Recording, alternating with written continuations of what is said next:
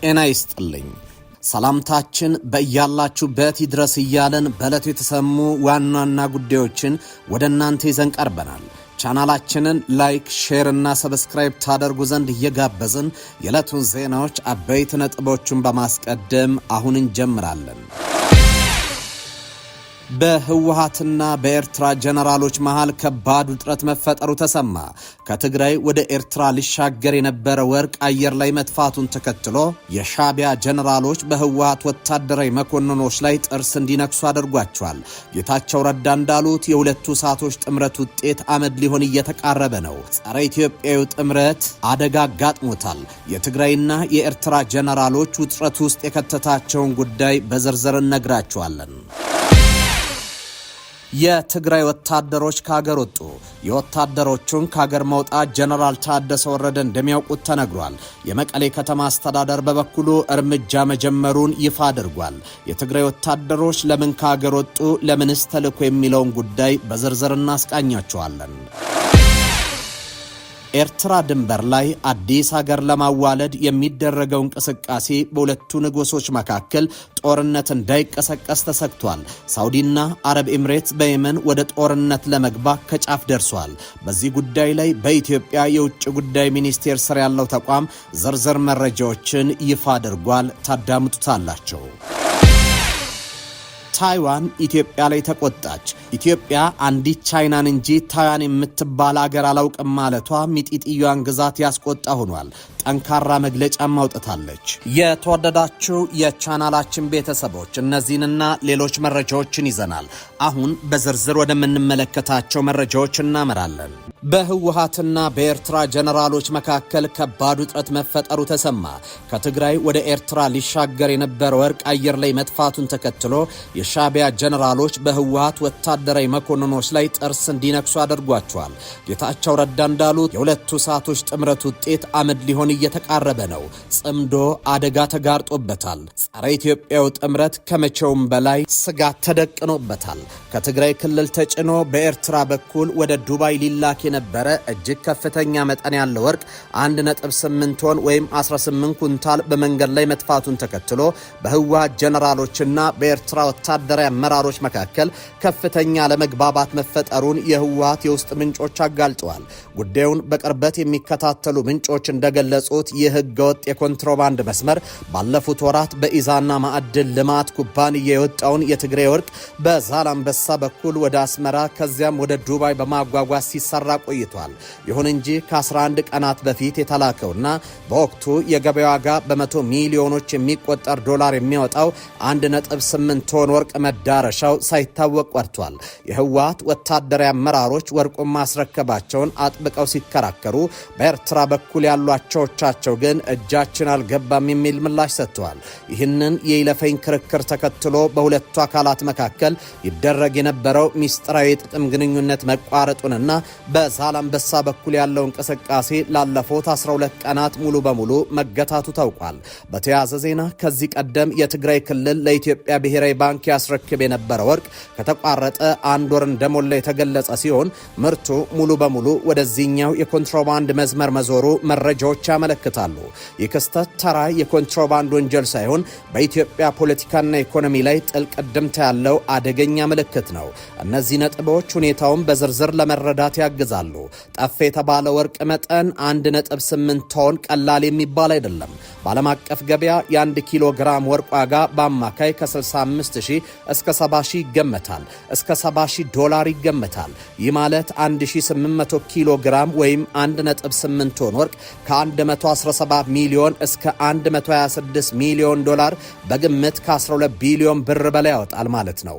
ኢትዮጵያ በውጭ ምንዛሬ እጥረት ምክንያት መድኃኒትና መሰረታዊ ሸቀጦችን ለማስገባት በምትቸገርበት ወቅት ይህን ያክል ግዙፍ ሀብት ከብሔራዊ ባንክ እይታ ተሰውሮ ለግለሰቦች ጥቅም መዋሉ በሀገር ኢኮኖሚ ላይ የተፈጸመ ኢኮኖሚያዊ ክህደት ተደርጎ ሊወሰድ ይችላል።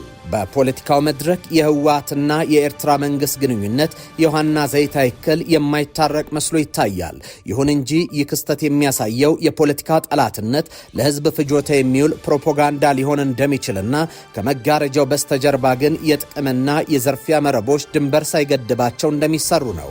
ጀነራሎቹ በፖለቲካ ቢናከሱም በኮንትሮባንድ መተባበራቸው የቀጠናውን ፖለቲካ በሙስና ምን ያህል እንደተተበተበ ያሳያል ተብሏል። በሁለቱ ወታደራዊ ኃይሎች መካከል የተፈጠረው የማን ይበልጥብኛልና የከዳችውን ስሜት ወደ ግጭት የማምራት እድሉ ሰፊ ነው ተብሏል። 1.8 ቶን ወርቅ በቀላሉ የሚረሳ ሀብት አይደለም። ይህ አለመግባባት በድንበር አካባቢ ያለውን የጸጥታ ሁኔታ ከማወኩም በላይ በውስጥ ለውስጥ ሴራ እርስ በርስ መጠፋፋትን ሊያስከትል ይችላል። ወርቁ የተሰወረው በኤርትራውያን ነው ወይስ የህወሓት ጀነራሎች ለራሳቸው ደብቀው ጠፋሉ የሚለው ጥያቄ የጥርጣሬ መንፈስን ያጦፈዋል። ይህ ጉዳይ የፌዴራል መንግስትና የሚመለከታቸው አካላት ትኩረት ሊሰጡት የሚገባ ነው። የህዝብ ሀብት በዚህ ደረጃ ሲዘረፍ ዝም መባል የለበትም ይላሉ አስተያየት ሰጪዎች። በሌላ በኩል ይህ ክስተት ጦርነት ለነጋዴዎች ሰርግ ነው እንደሚባለው የሰሜኑ ግጭትና ለመረጋጋት ለተወሰኑ ወታደራዊ ኤሊቶች የሀብት ማጋበሻ መንገድ ሆኖ መቀጠሉን የሚያጋልጥ አሳዛኝ ክስተት ነው። የትግራይ ወታደሮች ከሀገር ወጡ። የወታደሮቹን ከሀገር መውጣት ጀነራል ታደሰ ወረደ እንደሚያውቁት ተነግሯል። የመቀሌ ከተማ አስተዳደር በበኩሉ እርምጃ መጀመሩን ይፋ አድርጓል።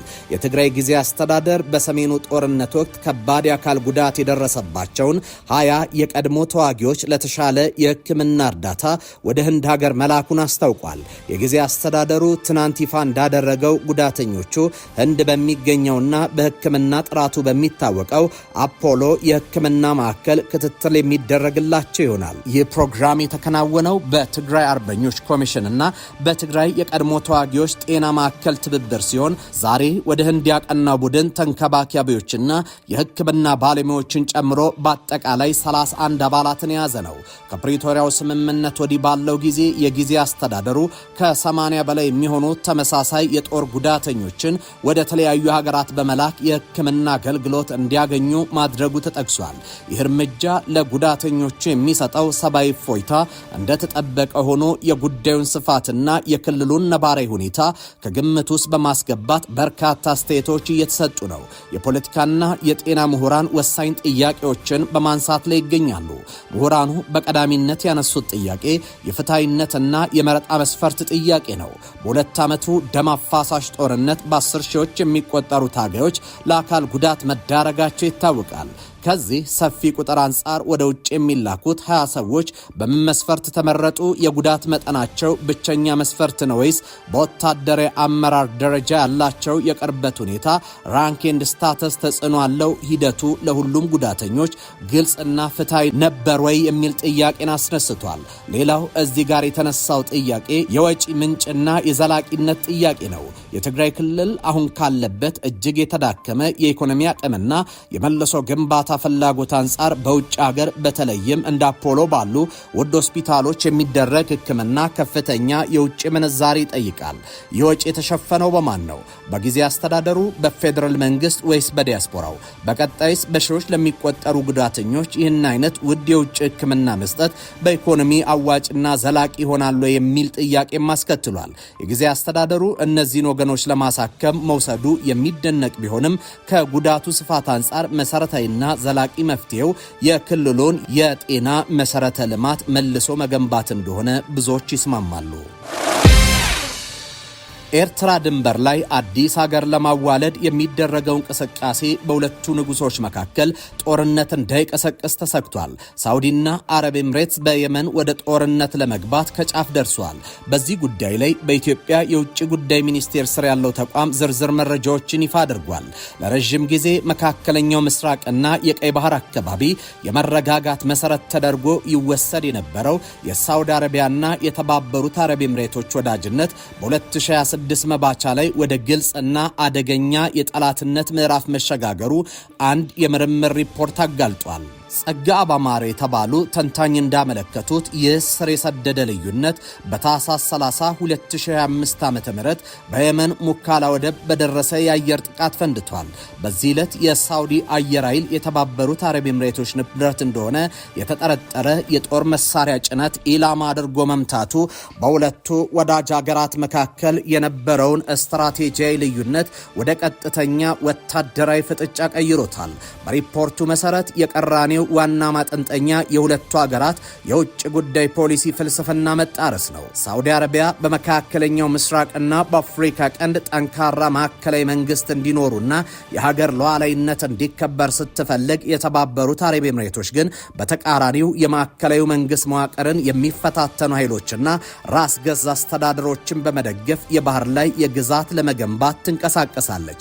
ሪያድ በተለይም ኤምሬቶች በሶሪያ ድሩድስ ማህበረሰቦችና በየመን የደቡብ ተገንጣይ ምክር ቤት እንዲሁም በሱዳን ፈጥኖ ደራሽ ኃይል ላይ የምታደርገውን የገንዘብና የፖለቲካ ድጋፍ እንደ ትልቅ ስጋት ትመለከተዋለች።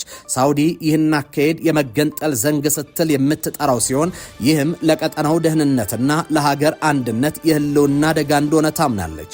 ይህ የባህረ ሰላጤው ሀገራት ሽኩቻ ዋነኛው መገለጫው የአፍሪካ ቀንድ ሆኗል። በቅርቡ እንደ አውሮፓውያን አቆጣጠር ታህሳስ 26 2025 ዓ.ም እስራኤል ለሶማሌላንድ እውቅና መስጠቷ ከኤምሬቶች ፍላጎት ጋር የተያዘ መሆኑን ውጥረቱን አባብሶታል። ሳውዲ አረቢያ የሞቃዲሾን የፌዴራል መንግስት በመደገፍ የሶማሊያ አንድነትን ስትጠብቅ፣ የተባበሩት አረብ ኤምሬቶች ግን በበርበራ ወደብ የ440 ሚሊዮን ዶላር ኢንቨስትመንት በማፍሰስና የሶማሌላንድ ፓስፖርትን በቪዛ ስርዓቷ ውስጥ እንዲሰራ በመፍቀድ በአንጻሩ የሶማሊያ ፌዴራል ፓስፖርት ላይ ገደብ በመጣል ከሃርጌሳ ጋር ያላትን ግንኙነት አጠናክራለች።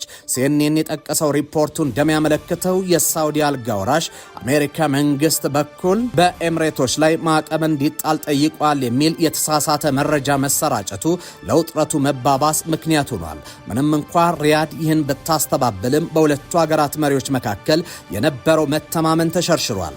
ይህ የሳውዲና ኤምሬቶች ፉክክር ለአፍሪካ ቀንድ ሀገራት የሱዳናይዜሽን ሀገር የመፈራረስ አደጋን ደቅኗል። የአካባቢው ተዋንያን በሁለቱ ወገኖች የጦር መሳሪያና ገንዘብ ለማግኘት ሲሉ ሀገራቸውን ወደ ዘላቂ ግጭት ሊከቱ ይችላሉ። በሌላ በኩል ሳውዲ አረቢያ ቱርክና ግብፅን ያካተተ አዲስ ጥምረት እየተፈጠረ መሆኑ ለቀጠናው ሀገራት ሌላ አማራጭ ይዞ መምጣቱ ተጠቁሟል። የአፍሪካ ቀንድ ሀገራት ይህንን የውጭ ኃይሎች ፉክክር በጥንቃቄ ካልያዙት ቀጠናውን ወደ ከፋ ለመረጋጋት ሊያስገባ እንደሚችልም ተነግሯል። ታይዋን ለኢትዮጵያ የቻይና መግለጫ መልስ ሰጠች።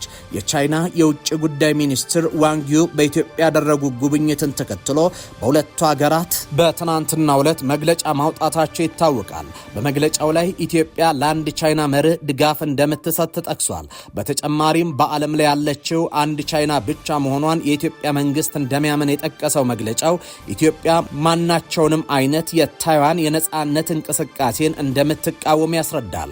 እንዲሁም የቻይና መንግስት አገራዊ አንድነትን ለማምጣት የሚያደርገውን ጥረት ሁሉ ኢትዮጵያ እንደምትደግፍ የተባበሩት መንግስታት ድርጅት ጠቅላላ ጉባኤ ውሳኔ 2758ን በቁርጠኝነት እንደምትከላከል የሚያስረዳ መግለጫ አውጥቷል። ለዚህ መግለጫ የታይዋን መንግስት አፋጣኝ መልስ ሰጥቷል። በሶማሌላንድ በሚገኘው የታይዋን ተወካይ ጽህፈት ቤት አማካኝነት የተሰጠው መልስ የኢትዮጵያና የቻይና የውጭ ጉዳይ ሚኒስትሮች በጋራ ያወጡት መግለጫ ሐሰተኛ ሐሳብን ያካተተ ነው ይላል።